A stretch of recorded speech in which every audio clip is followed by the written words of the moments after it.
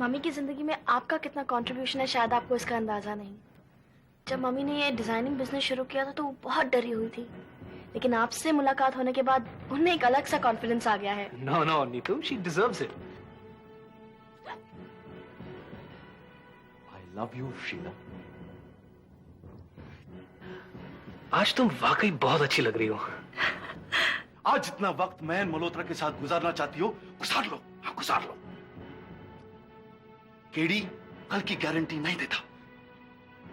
मैं तो घर ढूंढने के चक्रों में थी, लेकिन ऋषभ ने ऑफर किया कि मैं उसी के साथ रह लूं। अब मैं वहीं रहती हूँ। लेकिन ये हमेशा याद रखना कि ये घर तुम्हारे लिए हमेशा खुला रहेगा। अगर तुम चाहती थी कि राजीव मेरे साथ डिनर पर ना जाए, तुम्हारे घर आए, तो तुम्हें इतनी घटिया हरकत करने की क्या जरूरत थी? ये लो, shame on you. Please stop it. Sorry, excuse me. Rajiv सुनो, राजीव, तुम केडी जैसे शख्स से डरती क्यों? हम सब तुम्हारे साथ में हैं, वो तुम्हारा कुछ नहीं बिगाड़ सकता। रेनू ने मेरे डिनर प्रोग्राम चौपट करके बहुत बुरा किया। मैं उसका जीना हराम कर दूंगी। I won't leave her.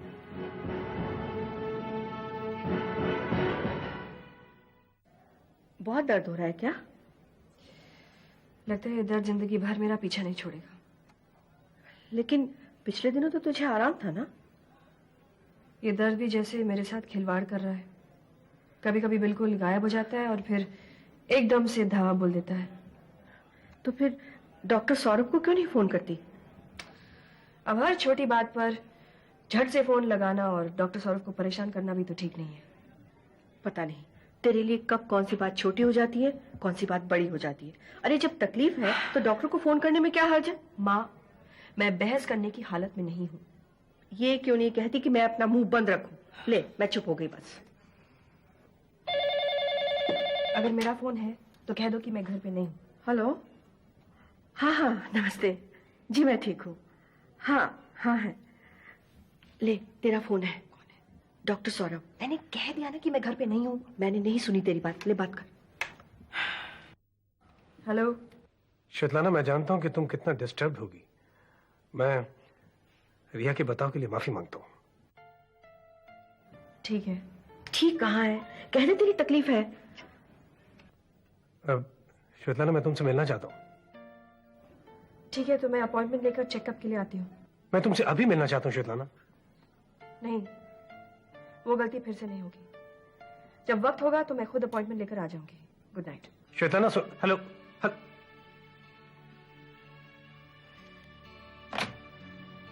मेरी समझ में ये नहीं आ रहा है कि तू डॉक्टर सौरभ को इस तरह से अवॉइड क्यों कर रही है।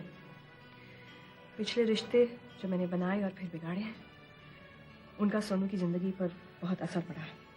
अब मैं सौरभ से एक और रिश्ता बनाकर एक छोटी लड़की की खुशियों को बर्बाद नहीं करने वाली हूँ। तेरी बातें ना मेरी समझ में आई हैं ना कभी आएंगी।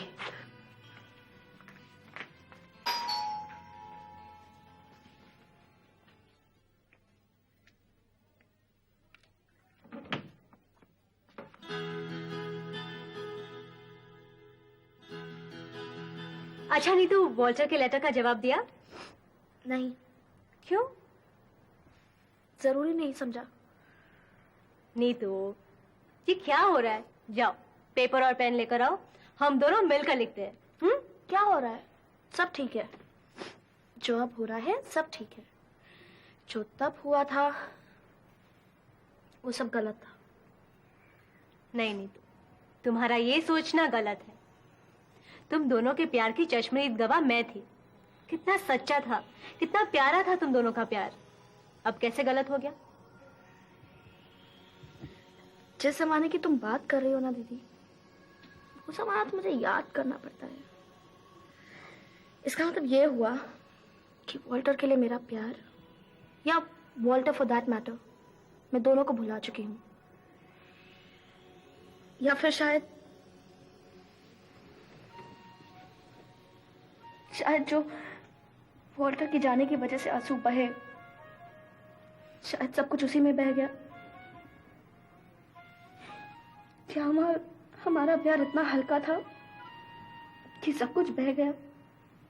इसका मतलब कहीं ना कहीं कुछ तो गलती थी, कुछ तो कमी थी हमारे प्यार में, या वॉल्टर के प्यार में, या मेरे जज्बात में, या या हालात में? नहीं नीतू, जज्बात में कोई कमी नहीं थी, लेकिन तू अपनी नाराजगी की वजह से वॉल्टर के प्यार को ठुकरा रही है। नीतू, उसकी कुछ मजबूरियां थी। मजबूरियां? सीधा साधा सा एक्सक्यूज है ये। चलो मान लिया उसकी मजबूरी थी, अपने करियर या अपने मकसद के लिए उसे जाना पड़ा और वो चला गया। लेकिन आज इतने महीनों के बाद खत लिखता है कि मैं आ रहा हूं। इस दौरान में कभी उसने ये सोचा कि मुझ पर क्या बीती होगी, कैसी होगी नीतू? उसका केस दोबारा शुरू हुआ तो क्या हुआ उसके केस का? क्या उससे मेरी कमी महसूस हुई होगी?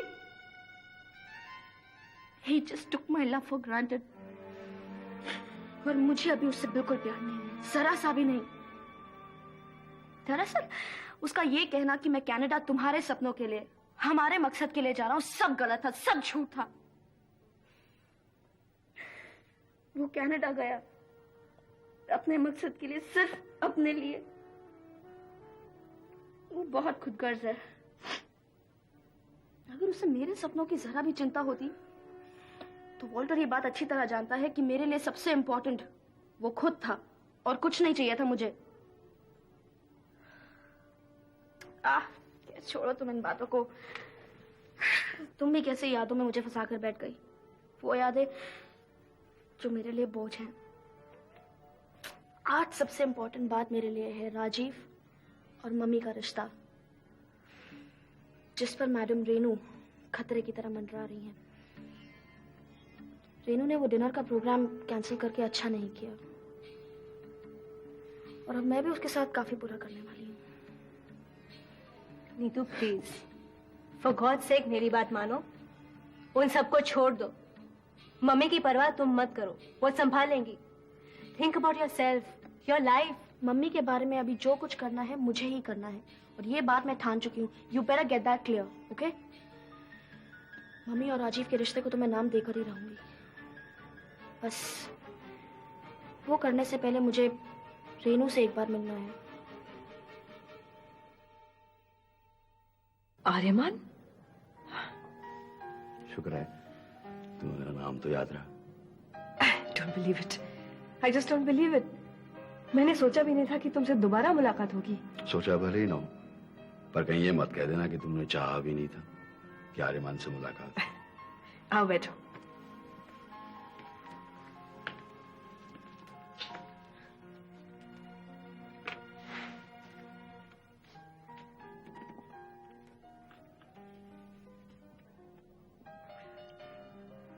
क्या देख रही हो? तुम बहुत बदल गए हो। सब कुछ बदल गया है। तेरे अंदर वो वैसे का वैसा ही। कितने साल के बाद मिल रहे हैं ना? हाँ, तुम्हारे हिसाब से चंद सालों का फासला है, लेकिन मेरे हिसाब से कई हजार घंटों का फासला है। शादी की? तुम्हारे जाने राशन में कितना नमक मिलता है। आज भी मेरे कटे पर छिड़कने के लिए तुम्हारे पास कितना नमक है? मायूसी का ढोंग क्यों करते हो? देखने से लगता है कि अच्छी खासी कामयाबी हासिल की है तुमने। तुम तो दिखने वाली चीज देख रही हो, वैसे अंदर की बात कुछ और है। अंदर की बातें बाद में, फिलहाल बाहर की बातें करने हैं। लगता है काफी पैसा वैसा कमा लिया तुमने। अब पैसे की परीक्षा में तो फेल हो ही गया था मैं, लेकिन बाकी तमाम चीजों में तुमने मुझे काफी मार्क्स दिए थे। इतने साल गुजर गए, लगता है तुमने मुझे माफ नहीं किया है। माफी? किस बात की? तुम्हारी जगह मैंने जो केशव को चुना था। तो मैं हारा और मेरे जज्बात की जमानत जब्त हो गई। उस दिन जिंदगी में पहली बार अफसोस हुआ कि मैं गरीब हूं, और उसी अफसोस को जुनून की शक्ल देकर मैं पैसे कमाने निकल पड़ा, और पैसे कमाने का ऐसा भूत सवार हुआ कि मुद्रा राक्षस बन गया। मुद्रा राक्षस पैसे को हैवान की तरह कमाया, खूब कमाया। चलो इसी बहाने अमीर तो बन गए। अमीर तो बन गया, लेकिन दिल तो बिलो पॉवर्टी लाइन हो गया। दिल तो गरीब होता चला गया। क्या मतलब? तुम्हें यही तो समझाने आया हूं, यही समझाने के लिए लौटा हूं। मैं तुम्हारे बारे में बराबर खबर रखता रहा हूं। भले ही दूर था, लेकिन तुम्हारी जिंदगी को मैं करीब से देखता रहा। तुम्हारी हर खुशी, हर गम को मैं दूर रह के भी मनाता रहा हूं। और इसीलिए इस बार मैं तुमसे बहुत बातें करने आया हूं। कैसी बातें? अब उन बातों के लिए न तो सही वक्त है, न ये जगह। अगर तुम किसी दिन मेरे साथ डिनर पर चलने को राजी हो जाओ तो बहुत सारी बातें करना चाहता हूं। जब तुम कहो, मैं तुम्हारी बातें जरूर सुनना चाहूंगी। सर, एक अजीब व गरीब बात का पता चला है। अजीबोगरीब? जी। बड़ा ही अजीब सा लफ्ज है ये, अजीबोगरीब। इसे सुनकर ऐसा लगता है जैसे इस शब्द का चयन किसी अमीरजादे ने किया हो। मैं समझा नहीं सर। नहीं समझे आप समझ भी नहीं सकते। इसको समझने के लिए आपको इन लकीरों में उलझी हुई जिंदगी को जीना पड़ेगा वकील साहब।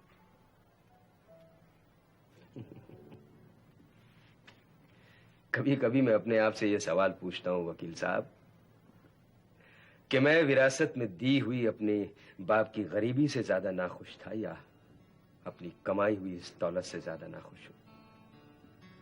मिस्टर शाह, अगर आप अपने आप को नाखुश समझते हैं तो माफ कीजिएगा। भगवान मुझे भी आप ही की तरह नाखुश रखे। क्या नहीं है आपके पास? क्यों अपने आप को बद्दुआएं देते हैं वकील साहब? लहर में उंगली डुबोकर समुद्र की गहराई को नहीं नापा जा सकता है। परदेश से ये बेशुमार दौलत कमा कर लाया, पर यहां आकर अपनी बहन को ये चंद सस्ती सी देसी खुशियां खरीद कर नहीं दे सका। इससे ज्यादा नाखुशी क्या होगी मेरे लिए, आप नहीं समझ सकते। मैं आपकी परेशानी समझता हूं सर, पर मुझे ऐसा लगता है कि मेरी इंफॉर्मेशन सुनने के बाद आपकी परेशानी थोड़ी कम हो जाएगी। देखें आपकी इंफॉर्मेशन में कितना दम है। सर, वो रंजीत नाम का आदमी जो पता चला उसके बारे में? उसका तो पता नहीं चला सर, पर उसके बारे में जरूर पता चला है। लगता है आपकी इंफॉर्मेशन में दम है। क्या पता चला उसके बारे में? रंजीत शहर में केडी के साथ साठगांठ में काम करता है। केडी? केडी विदेश में बहुत बदनाम शख्स है। आपका और उसका पाला कहीं ना कहीं जरूर पड़ा होगा। तुम ये केडी सक्सेना की बात तो नहीं कर रहे हो? जी हाँ, मैं उसी की बात कर रहा हूं। मुझे इंफॉर्मेशन मिली है कि पिछली बार पुलिस से बचने के लिए केडी इस मुल्क से भाग गया, सीधा मिडल ईस्ट। वहां से वो भागा यूएसए, और यूएसए में उसकी मुलाकात रंजीत से हुई। तब से लेकर के आज तक ये दोनों साथ साथ काम करते हैं। ये केडी का मल्होत्रा इंडस्ट्री में क्या टांग का अटका हुआ है? अगर ये केडी और रंजीत की किसी लेवल पर मिली भगत है और रंजीत इस शहर में है तो केडी उसके बचाव के लिए जरूर आएगा। ये मामला दिलचस्प होता जा रहा है वकील साहब। हमें अपनी पूरी तैयारी रखनी होगी और हमारी तैयारी का सबसे बड़ा पहलू होगा श्वेतलाना की हिफाजत। सर, आपके कहने से पहले 4 आदमी 24 घंटे उन पर नजर रखे हुए हैं।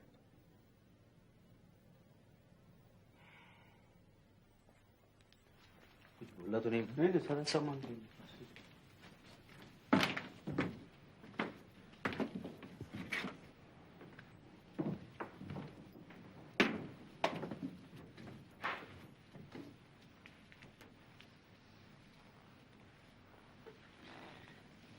रंजना, देखा करण आखिर नहीं आया ना मुझे रुखसत करने।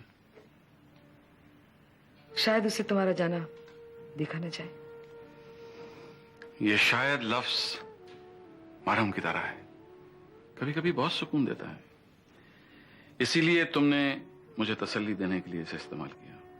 लेकिन मैं हकीकत जानता हूं कि करण को मेरे यहां रहने से या चले जाने से कोई फर्क नहीं पड़ता। ऐसी कोई बात नहीं है रणधीर। ऐसी ही बात है, साबित कर दूं? कैसे? रंजना, अपने दिल को अच्छी तरह टटोल कर एक जवाब देना। आज से 20 साल पहले मैं तुम्हें छोड़ गया था और आज भी छोड़कर जा रहा हूं। तुम्हें मेरा जाना तब बुरा लगा था या अब? रणधीर, तुम्हारे और मेरे बीच जो सच्चाई का रिश्ता है ना, मैं इसे आखिरी दम तक निभाऊंगी। इसके लिए झूठ नहीं बोलूंगी। तुम्हारा तब जाना ज्यादा बुरा लगा था।